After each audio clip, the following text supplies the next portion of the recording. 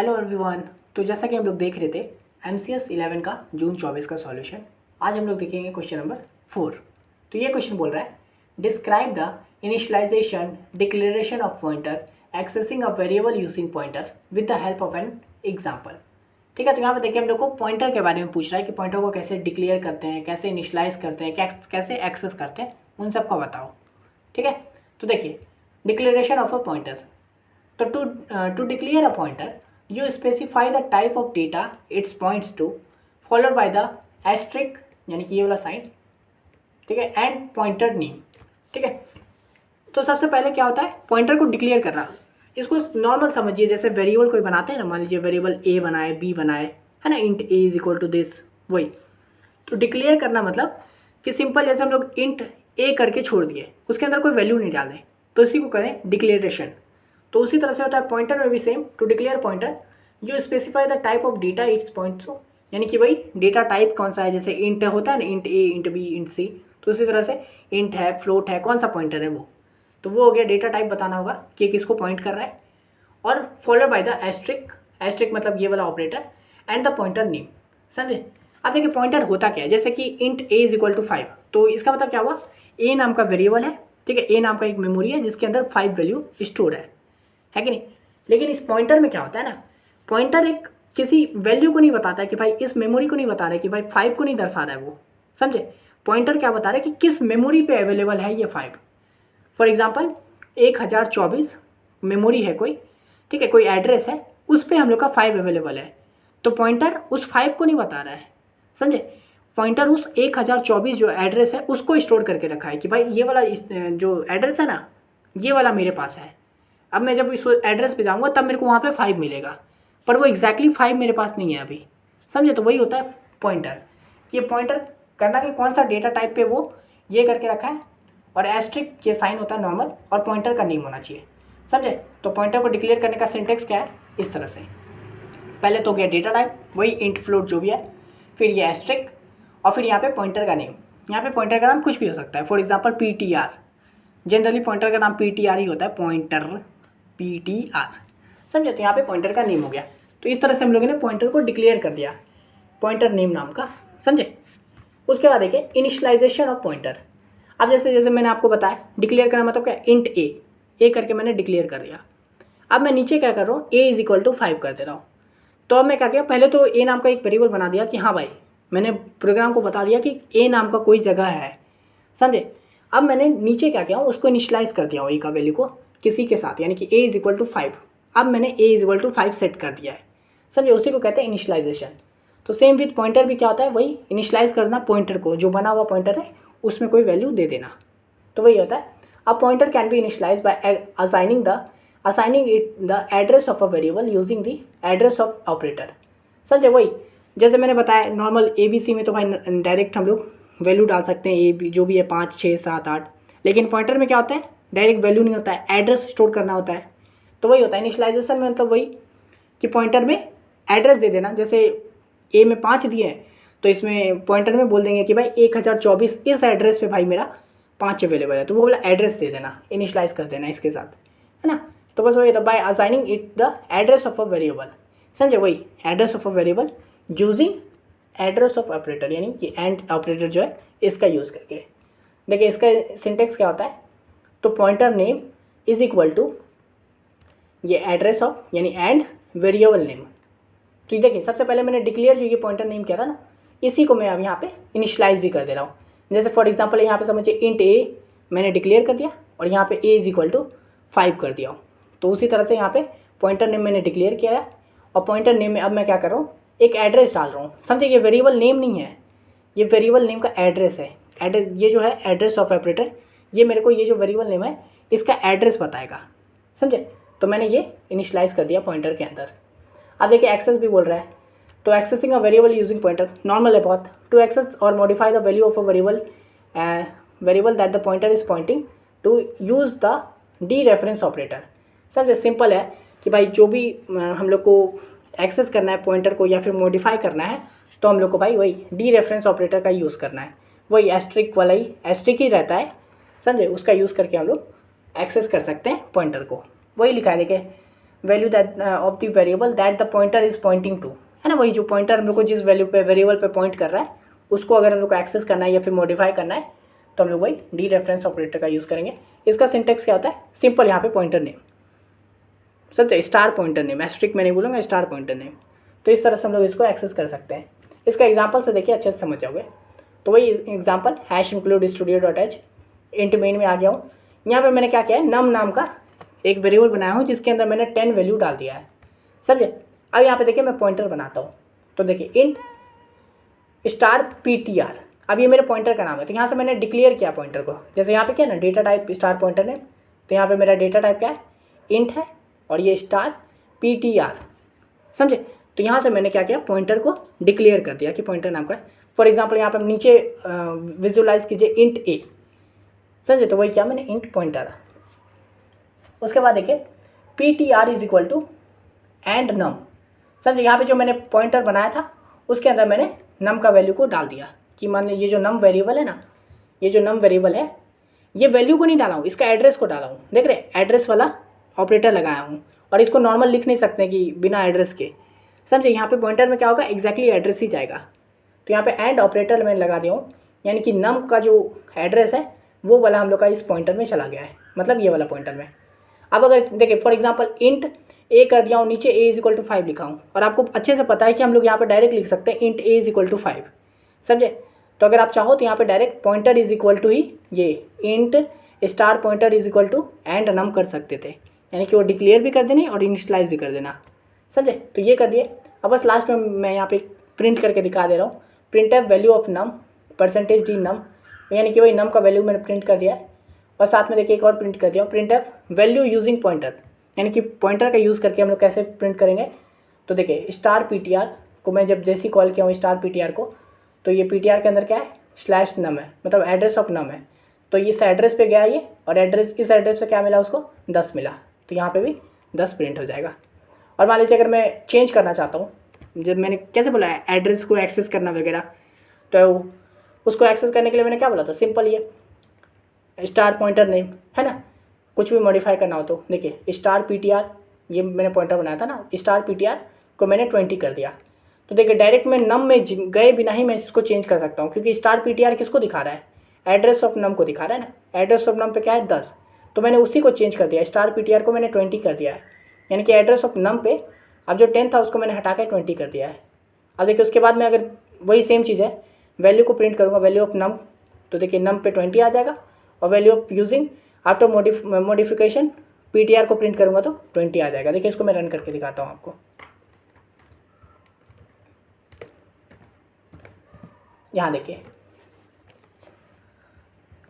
Value of नम पहले था 10, है ना, 10 से शुरू किए थे, तो यहाँ पे वैल्यू ऑफ नम क्या हो गया, 10 हो गया।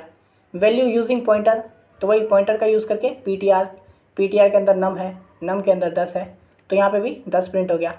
फिर देखिए मैंने पॉइंटर को 20 कर दिया था, उसके बाद मैंने जब दोनों को रन यूज़ किया तो यहाँ पे मॉडिफाई वैल्यू भी, नम भी हम लोग का चेंज हो गया, डायरेक्ट 20 हो गया, और पॉइंटर के बाद भी हम लोग 20 पे एक्सेस कर पा रहे हैं इससे, समझे। तो इस तरह से पॉइंटर का पूरा काम करता है।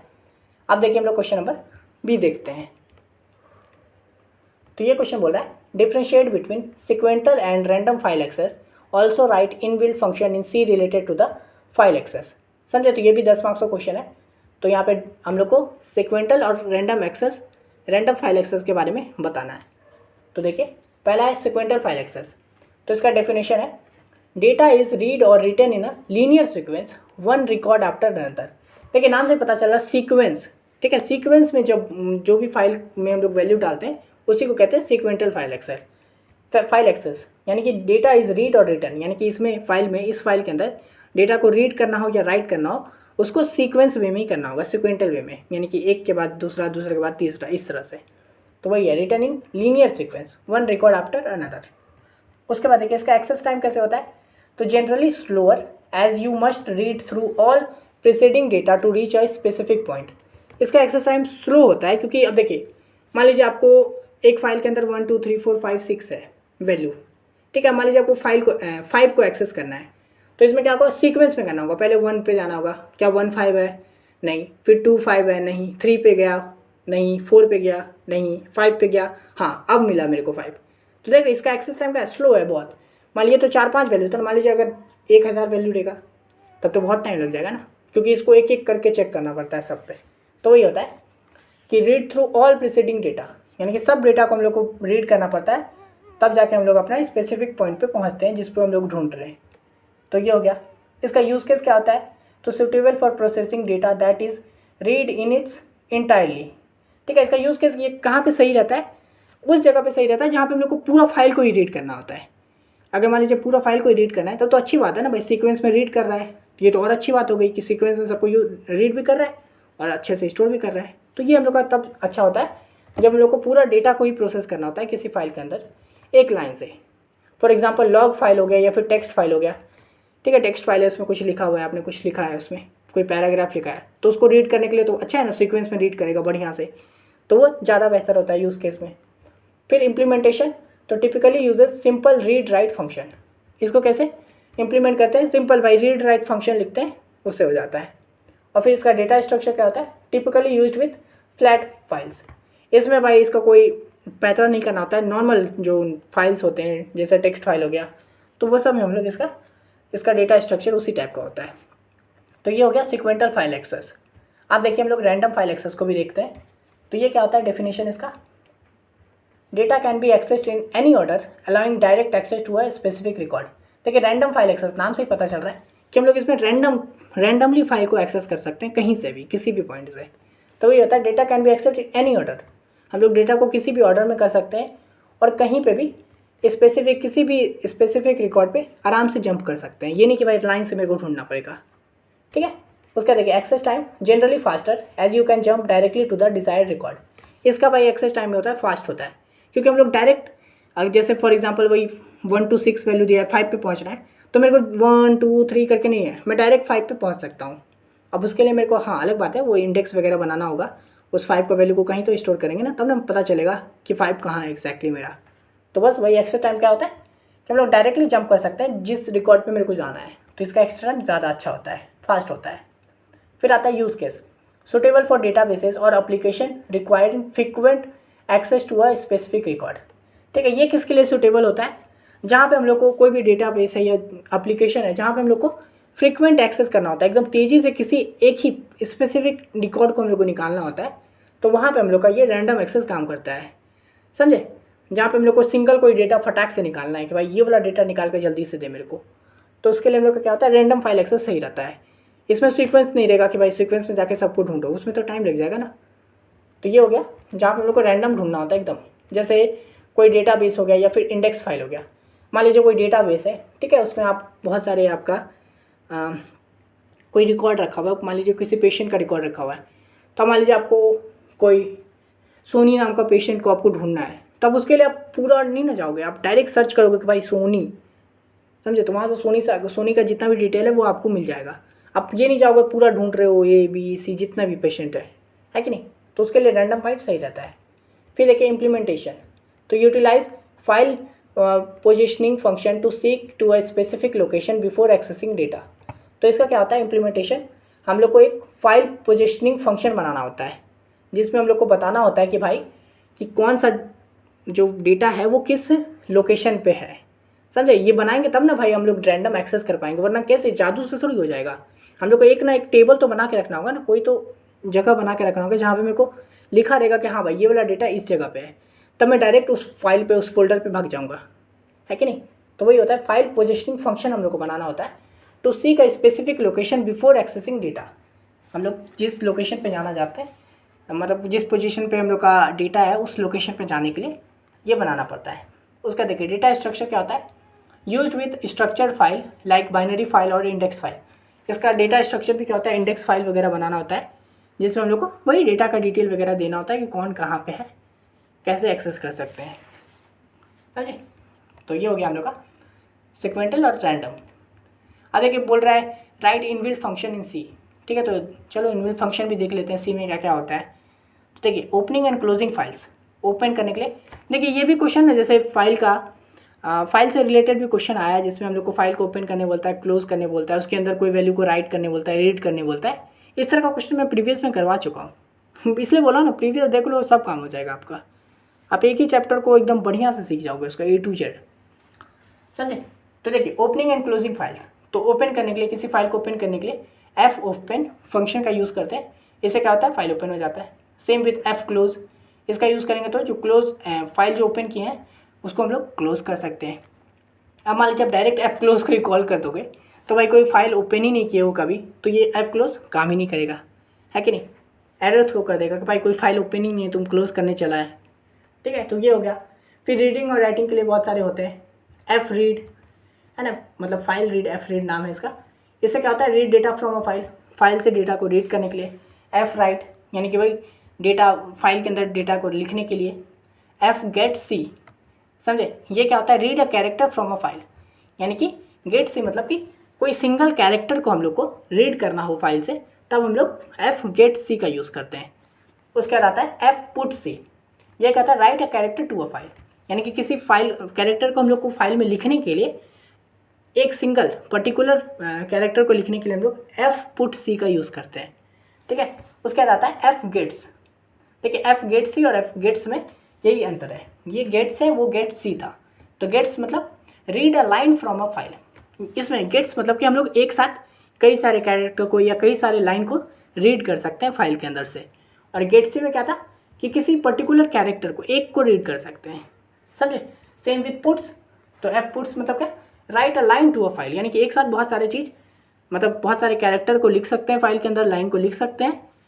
ठीक है, और पुट सी में क्या था कि एक कैरेक्टर को लिख सकते हैं। तो ये हो गया। फिर देखिए फाइल पोजिशनिंग क्या होता है, तो एक होता है f seek, moves the file pointer to a specific location.